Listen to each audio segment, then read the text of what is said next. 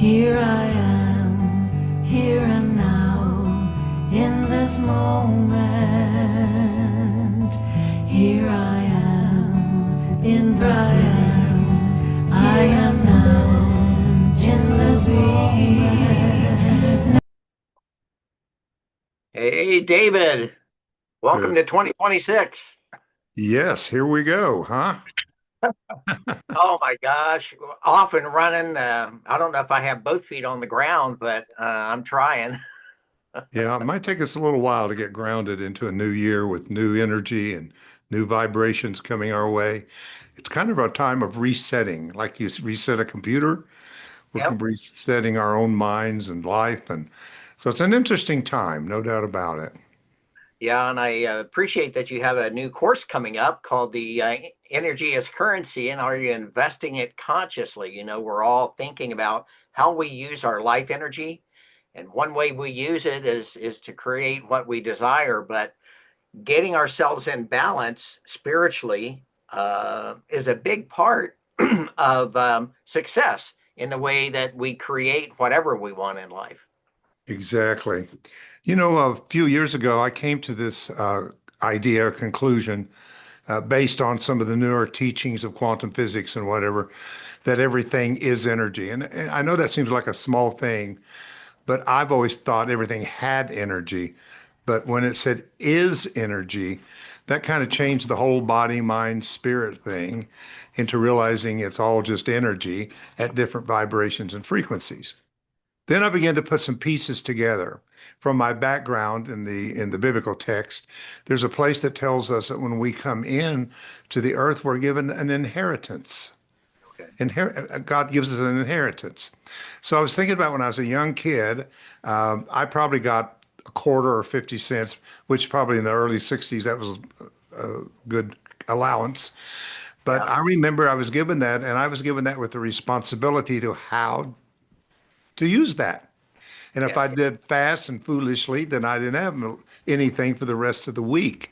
So the idea was to teach me very early how to take what I was given and where am I going to invest it in. And Yes. that thought pattern kind of followed me throughout the years as I began to look how things work in the spiritual world, we'll call it. We could also say in the energetic world today, because I think sometimes that spirit is a more religious term for energy. Yes. So, what I'd like to present today is that as we're beginning this new year, this new era, this new time, that we must realize that we have been called the caretakers of the earth. This is a teaching that we do in 3D, 5D teaching, that when we came into the third dimensional world of time and space, as we all know it, woke up to it today, that we were given a certain amount of energy in that lifetime. Now, it doesn't matter if you believe in one lifetime or 1,000 lifetimes. The point is, before you came into a physical body, you were giving an allowance or an inheritance of a certain amount of energy. And then you were called to be the caretaker. In other words, a lot of religion wants us to pray to God to do everything, but sometimes God's praying to us to do things as in Sure. Psalms 82. And God said, why do you accept the persons of the wicked? Why do you do this? And I thought, well, you're supposed to be taking care of this. But it seems like we have some co-creative responsibility on this planet. So human beings was given the caretakers of this third dimension, which we've kind of screwed up really. Because when we got here, it was too much free will, and we started doing our own thing, and we started losing the true story of creation, which Like a I bunch believe of is happening now. teenagers. We got it and acted like a bunch of teenagers. Exactly. We're in an adolescent state, and that's what we're trying to grow out of into Right. I call a co-creative adult stage. And that means responsibility. You know, when you was a teenager, it's a difficult time because you were told either you're too old to do this or you're too young to do that. So it's a very confusing time. And that's where we are in this 4D world of polarity, of the fact that you're either too liberal or you're too conservative or you're too this or you're too that. And we're not finding the blending and the balance between. And that's why the scripture says, who will stand in the gap and make up the hedge? So the Yeah. people we're speaking to, though, is that we're putting a call out to step in and take this place between the extremities and find divine balance. Question for you. When you talk about investing my energy, my life energy, when you talk about investing it, does that mean where am I placing my attention? Does that mean what I'm doing with it? What do you mean by investing? Well, every time you have a thought rides upon energy. Okay. So there's an energy to every thought. So if you think you're thinking all day long, they say we think 70,000 thoughts a day. This is back years ago with Stanford University, that we do 70 thoughts a day. Well, whether it's 70 or whatever it is, we all know we can hardly stop ourselves from thinking all the time Yes. because we live in a world of thoughts, ideas, knowledge, internet, AI.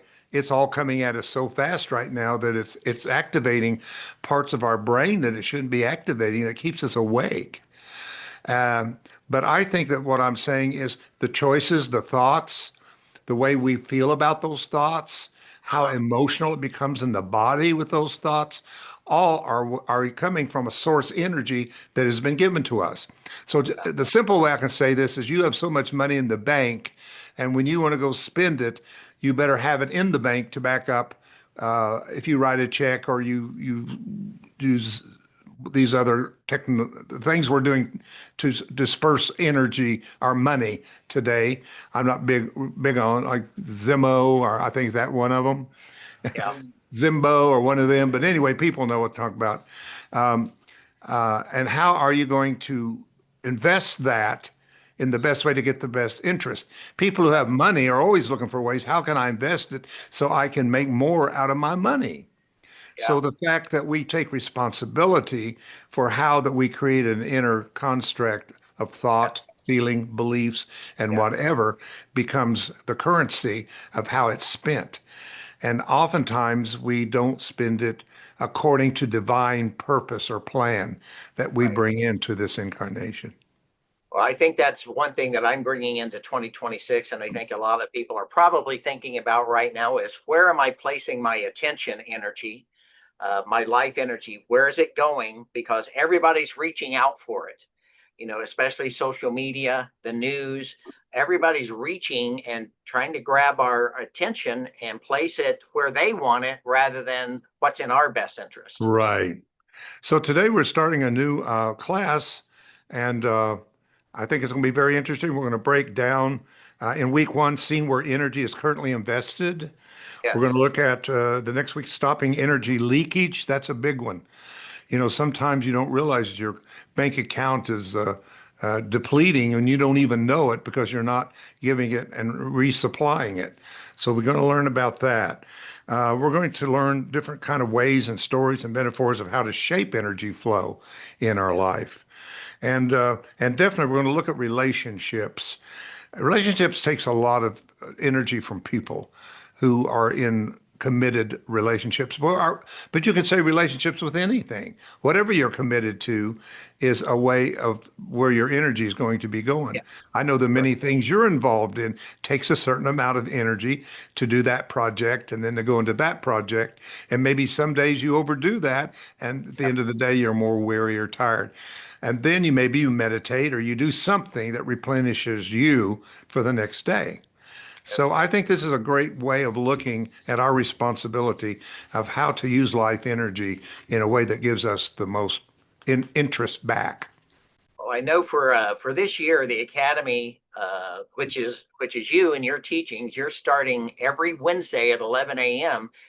The Academy is offering these courses, and they're going to be about 6 weeks long or so for each one. There'll be a certificate of completion at the end for each one for people that want those, and it gives people a place at 11 a.m. every Wednesday at heartlightcharlotte.org to tune in and to invest their energy into something that's beneficial each and every week.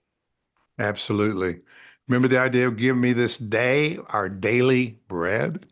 So Yes. our bread is our substance, our spiritual substance every day. And what a wonderful day to insert that into your day before you really, really start. But whenever you can listen to this, it doesn't have to be at 9 o'clock. It'll also be available for those who may Yeah. work and not be available. It'll be available. But yes, I think it's a wonderful thing that we're doing, and I appreciate you being here with me Yep. to encourage this time together. Well, people can tune in live every Wednesday and watch it at heartlightcharlotte.org.